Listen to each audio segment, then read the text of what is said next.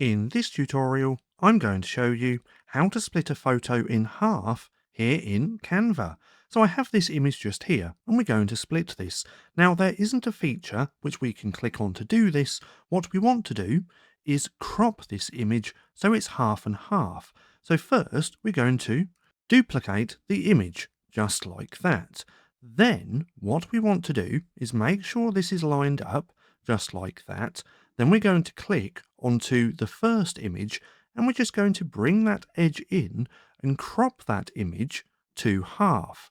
Then if we click on the other image, we can then crop this at the exact same place by coming into the center just like that.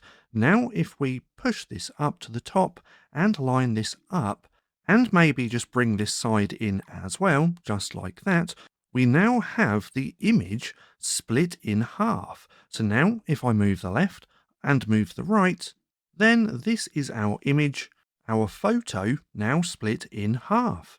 Now, if you found this video helpful at all, then please consider giving me a like, as it really helps out the channel. And if you're not too sure what to watch next, well, click right here and watch this playlist packed of Canva tutorials.